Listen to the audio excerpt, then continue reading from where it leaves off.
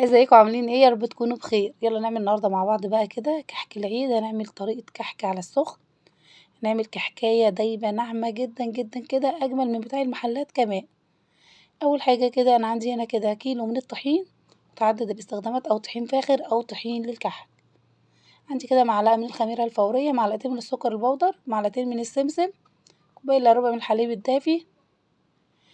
ديت كده نص كيلو او 500 جرام من السمنة الفلاحي، وممكن تستخدميها نص نباتي ونص فلاحي.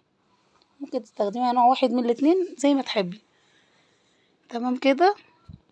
وعندي كيس بيكنج باودر كده هاخد منه 8 جرام، اللي هي نص معلقة من المعلقة الكبيرة او معلقة صغيرة.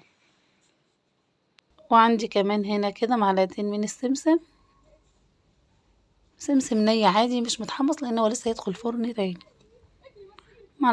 معلقتين كبار كده من السكر البودرة، ولو مش موجود عندك يعني سكر بودرة جاهز يعني ممكن تطحنيه في الكبة بتاعة الخلاط عادي.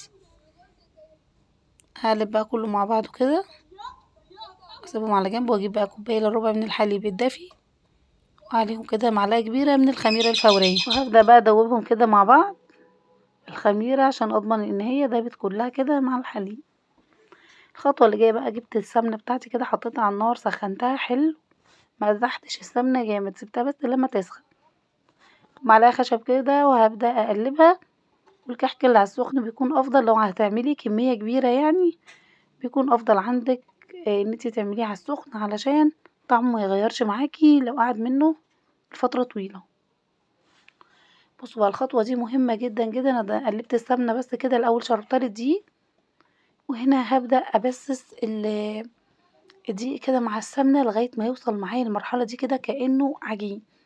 ده اكبر سر من اسرار نجاح الكحك معاكي، ان هو يكون ناعم ودايب دوب كده معاكي. حطيت عليه كده ازازة من خارج الموز، وعليه كوباية الا ربع الحليب على الخميرة اللي احنا ضفناها عليها. تقدري انتي تحطي النكهة اللي انتي عايزاها، خارج موز، تحطي خميرة ريحة كحك، حطي فانيليا، اي حاجة انتي بتفضليها يعني، طعم اللي تفضليه. العجينة بقى ما شاء الله بقى معانا حلوة قوي قوي. تعالوا نشوفها مع بعض كده. طيب لو جربتي العجينة كده ولقيتيها بقت مشققة معاكي، هتضيفي عليها معلقة من السمنة بعد ما تسيحيها وتقلبيها حلو مع بعضها.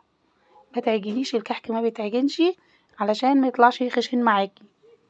لقيتيها بتشقق ما تضيفيش ميه ولا حليب علشان الكحك ما يطلعش خشن معاكي. تمام كده.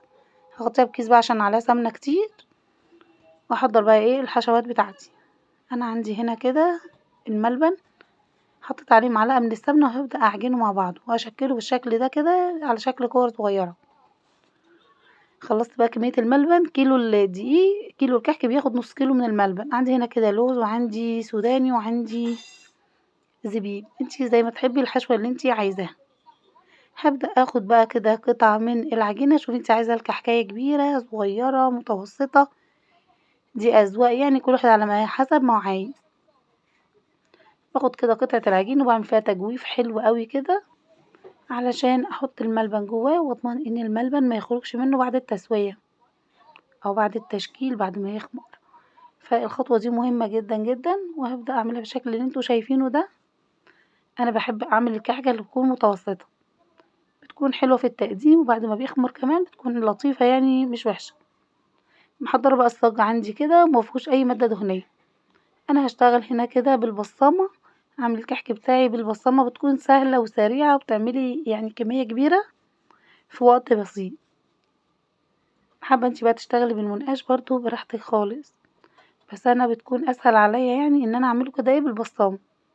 وعلى فكرة النقشة مش هتروح منه خالص، انا هوريكم بصوا كده، ما شاء الله النقشة باينة اهي ما شاء الله، ومش هتروح منه بعد التسوية. وده كده سر من اسرار نجاح الكحك معاكي، ان النقشة بتاعته ما تروحش منه. حطيت كده برضو المكسرات بتاعتي، وبالشكل ده هقفل عليها حلو. موضوع سهل وبسيط بقى، ومش محتاج مساعدة من حد خالص، مع نفسك كده ممكن تعملي الكمية اللي انت عايزاها ما شاء الله في وقت سهل جدا.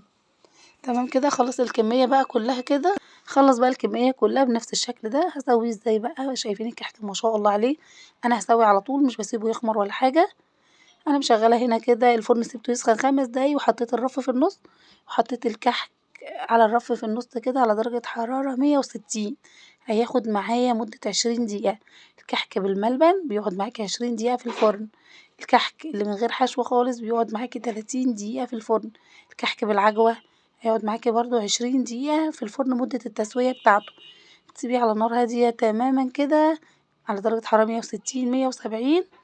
ما عندكيش تايمر في البوتاجاز، على درجة حرارة هادية أهدى من تسوية الكيكة، ويطلع معايا بالشكل القمر اللي انتوا شايفينه ده كده، تحفة وخفيف جدا جدا، حاجة كده عايزة اقول لكم دايب دوب جميل جدا جدا. ان شاء الله بقى الكيلو بره دلوقتي 250 وب300 جنيه، فانتي كيلو دقيق في البيت يعمل لك كمية قد ايه؟ كيلو دقيق في البيت هيعمل لك كمية 2 كيلو، يعني الكيلو ب2 كيلو على طول. بسيبه بقى يهدى شوية كده وابدأ ارش عليه السكر بقى وابدأ احفظه في العلبة عندي.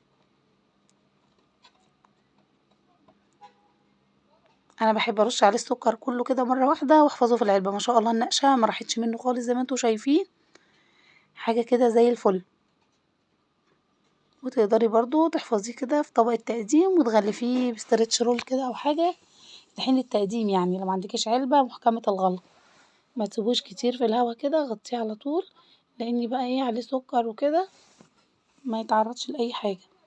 ان شاء الله الكحكاية دايبة وناعمة كده وحاجة زي الفل. جربوه بقى ولو عجبكم إيه شيروا الفيديو عندكم كده لاصحابكم. مع السلامة، بحبكم في الله وكل سنة وانتم طيبين. باي باي.